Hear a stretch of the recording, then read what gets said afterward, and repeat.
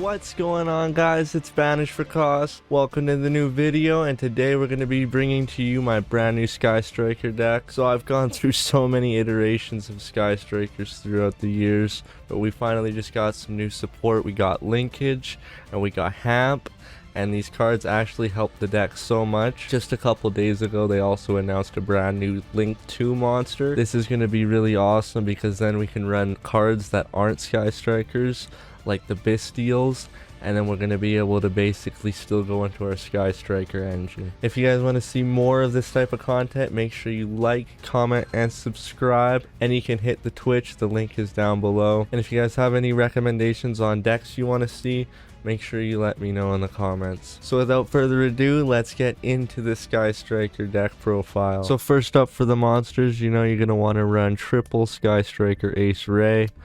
Sky Striker Ace Ray at one point was like the deck's only monster. This card has an awesome quick effect, allowing you to tag into any of your Link 1 Sky Striker monsters, basically dodging timing on a lot of hand traps. And it has a really good recursion effect in the graveyard. When your opponent gets rid of one of your Sky Striker Link monsters, you can special summon it back. So definitely going to want to run 3 copies of this. So you know we're going to want to run 2 Sky Striker Ace Roses. This is the only other Sky Striker Ace monster other than the Link monsters currently. So this one has a really cool effect. When you get rid of your opponent's monster in the Link zone, you're able to special summon this one back from the graveyard. And it also has a really cool ability where you can special summon it from your hand when you special summon a Sky Striker Ace monster other than Rose. So it's a really good extender, and you can go into like Abyss Dweller pretty easily, or Utopia Double.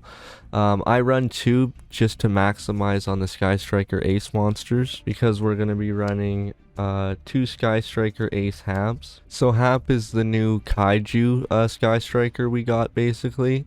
It's a searchable Kaiju. You're able to just special summon it by tributing one of your opponent's monsters. It's a really useful tool for the deck, and I'm glad we got it. I'm running 2 just because my locals is crazy. They'll like end on like Nat Beasts and stuff, and I swear Kaijus are my only hope. So I run 2 Hamps because it's 2 ways to search the Kaiju, and then I run the 1 Radian. I think Radian is the best Kaiju to run in this build because it's a dark monster, so you can Widow Anchor it back and go into your Dark Charmer. And that's it for the Sky Striker monsters and such. Next up, for the spells, you know, we're going to want to run the 1 copy of Sky Striker Mobilize Engage. So Engage is the best card in the deck, hands down. We'd run this at 3 if we could. All Sky Striker spells require no monsters in the main monster zone to be activated. Sky Striker Mobilize Engage just lets you add any Sky Striker card from your deck to your hand. And like all the other Sky Striker spells, it has a stipulation. If you have 3 or more spells in the grave, it gets a bonus effect. The bonus effect for Engage is draw 1 card, so it's just broken. It used to be at 3, and we're at 1 now. Hopefully we get a second copy. I don't think we'll ever get 3, but hopefully we could get a second copy one day. Next up, we're going to be running, you know, triple Sky Striker Mobilize Linkage. This is the brand new spell that just was released in Mama. So this card allows you to basically get a free monster on the field. Since we don't have 3 Hornet drones anymore, Linkage just allows you to get one of your free summons from your extra deck, so you can go into any of the Link ones. So both Azalea and Zeke must be Link summoned, so unfortunately Linkage doesn't work on those 2, but any of the Ray strikers you can definitely go into. And if you have a dark and a light monster in your grave, it gains an extra 1000 attack, so you can do a pretty cool OTK with Linkage and Ray. And then on to the 1-ofs, we're going to be playing Sky Striker Mecha Multi-Roll and Sky Striker Mecha Hornet Drone. So these cards are limited to 1 as well, aside Engage. Multi-Roll has such good recursion. It basically just lets you reset the same amount of Sky Striker cards you've activated that turn from your grave. So say you activate 4 Sky Striker cards while it's on the field, you're basically able to set 4 Sky Striker spells right from your grave at the end turn. So this card can let you gain such crazy advantage over your opponent. And Hornet Drones, this is just a free token. This card was broken. You were able to just splash this this engine in any deck. Just add triple engage, triple Hornet drones. So want to run 2 of those. Then we're gonna want to run triple Sky Striker Mecha Widow Anchor. So Widow Anchor is a really awesome card. It's like one of the best utility cards in the deck, if not the best.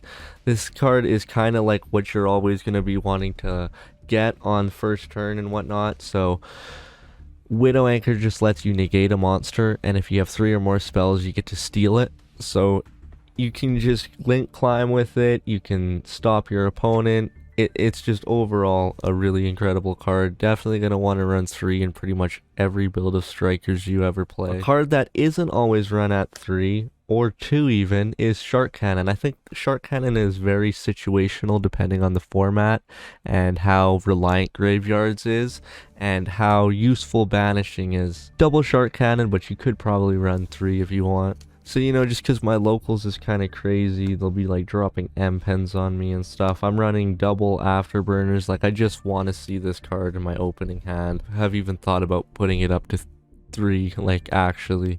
I run 2. I used to run 1 and a Jamming Waves, but I just feel like this format, you got to run 2 of those. You know, we're going to want to run 1 Area 0. This is the deck's field spell. Allows us to excavate 3. Allows us to blow up cards. You know, I think this card is... it's a one-of, you know. It's not the best. We need a new field spell, I think. More spells. We got Dark Ruler No More. The replacement for Mystic Mine. We don't really have Mine to stop your opponent's monsters effect, so you really need something going second to actually stop them. I definitely think Dark Ruler No More is a 3 of in this deck. If you go up against Nat Beast, it's like pretty much GG, so this card actually saves you. We're running 1 Called by the Grave. We'd run this at 2 if we could. You know, it's just really good, especially this format. We're running 1 Rhoda, 1, and, you know, Upstart Goblin. Upstart Goblin is really good. Just basically allows you to have a 39 card deck, and it's a free spell in the grave. So, and then on to the Handtraps here. We're going to be running triple Ghost Bell. This card could probably be replaced with 3 Bystials if you have them. Once Azalea comes out, the Bystials will be a lot better, but I just can't afford having my Widow Anchors and Shark Cannons dead while I have a Bystial on the field, so I'm just running 3 Ghost Spells. Then we're running, you know, triple DD Crow. I think this is just a mandatory card, this format. Everything, even Sky Strikers are pretty graveyard reliant, you know. If you get rid of our Rays and Engages, it's over. So DD Crow, and then we're also running, you know, triple Skullmeister, just because, like I said, how centered this format is around the graveyard.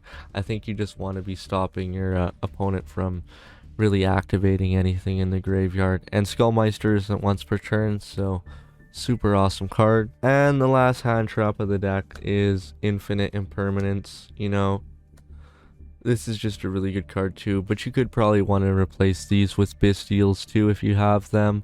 But like I said, I can't really afford my Widow Anchors and stuff not being live, so I'm running triple Infinite Impermanence. I feel it's still a really good hand trap in this format. And that's it. That's the 40 card main deck. You know, onto the extra deck here. We're running, of course, triple Sky Striker Ace Kagari. So Kagari just allows you to add any of your Sky Striker spells back from your graveyard to your hand. So the main combo you're going to want to be doing is kind of just going into Hayate, which allows you to attack directly, and when it battles, it allows you to send any Sky Striker card from your deck to your graveyard. So usually the plot is to send Engage or something you need and grab it with Kagari, but usually Engage so you can get the draw 1. You want to make sure you get that draw 1 like every time you activate Engage, because every time you do that you just get like basically 1 step ahead of your opponent. So 3 copies of Hayate. We're gonna want to run, you know, triple copies of Shizuku. Shizuku is really important as well. End phase, it allows you to go and search any of your Sky Striker spells. So this allows you to get Engage if you weren't able to get it from Hayate and Kagari. And it also allows you to do a pretty cool combo. I can show that at the end of the video. It's called the Shizuku Shuffle, and I think it's pretty mandatory for every Striker player to know. so I'll feature that at the end of the video. That's actually my personal favorite Sky Striker suit, other than Kana. I actually really like Kana because it has the Widow anchors on it. It's just a really cool card. And this also just offers a little bit of protection. So one Kana, and we run the one Zeke. So Zeke is really good. When it summons, you're allowed to banish one of your opponent's monsters until the end of their turn. And it can get a quick 1000 boost because it can destroy cards on your field, which is really nice. So you can clear up some spots. And yeah, it's a decent link too. And then we're running the Dark Charmer. You know, this we're running so many darks in the deck, and a lot of your opponents are probably going to be running lots of darks in this format. So I think Dark is just the best charmer to run. You know, it just allows you to link climb. That's literally what it's there for. And then we're running, you know, Nightmare Unicorn, and I feel once we get the new Link 2 monster, we're gonna want to replace Nightmare Unicorn with that, because I think it's just overall the better version of it. And then the Dark Charmer will literally let us go directly into that Link 2, because it doesn't actually require a Sky Striker monster to summon it. So I think that card is going to really help the deck just be able to do a lot more with different cards. So then we're going to want to run, you know, the one Ningirsu. This is actually broken in this deck, and especially at my locals. People summon things that you can't target or get rid of. Just really good at clearing the field, you know. And then one Access Code Talker. This card is just the ace monster of Yu-Gi-Oh right now. This deck doesn't really have many win conditions other than like the Linkage Combo. I'll also show that at the end of the video. So yeah, the Linkage Combo and Access Code Talker are like your only win cons. And you know, of course, one Sky Striker Ace token, because why not? And onto the side deck here, you know, we got one Abyss Dweller. This card is just too good, this format. You can't not run this card. And one Nightmare Phoenix. I also feel like once we get the new Link 2 monster, we're probably not even going to want to side this. You could probably just put like Lightning Storm or something. We have one Harpy's Feather Duster, triple Cosmic Cyclone. You know, this is just some back row hate. Just really good cards. Triple Evenly Matched, you know. This card just allows you to clear boards going second. You could probably even main deck this card. I just really couldn't find room, and I think focusing on stopping the graveyard is kind of more important in the main deck right now. So triple Evenly Matched. And since the Dark Worlds just came out recently, I'm actually running the Solemn Brigade, just because it if I know they're just gonna hand loot me for 4, I can just go first in the second game and side in all these Solemns and whatnot, and just make sure I protect myself from that. So usually you're going to want to go second, but yeah, sometimes you got to go first, I feel like now. And that's it for the Sky Striker deck. Alright, so I promised you guys some combos, so here we go. So the first combo I'm going to show you, all you need is Hornet Drones. It's a 1-card combo. It's pretty simple. So you're going to want to activate Hornet Drones, you know. And then you're going to want to summon a Sky Striker Ace Kagari. And you're going to activate the effect to get back your Hornet Drones. Next, you're going to want to link into Hayate or Sky Striker Ace Kana. So then you activate Hornet Drones. Now you have a Dark Monster and this. So then you can go into your Dark Charmer. And then with your Dark Charmer, you're then able to target a monster in your opponent's graveyard, special summon that. And if it's a Link monster, so you're able to go into Unicorn or Ningirsu from this. If you summon a Link monster, you can definitely go into Ningirsu.